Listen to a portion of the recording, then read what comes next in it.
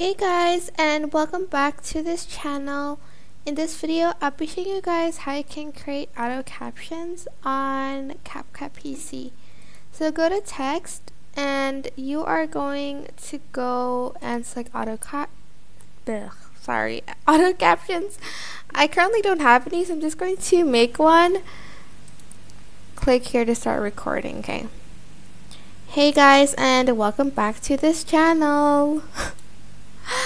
Okay, and then I'm just gonna close that, and I'm just going to then select create,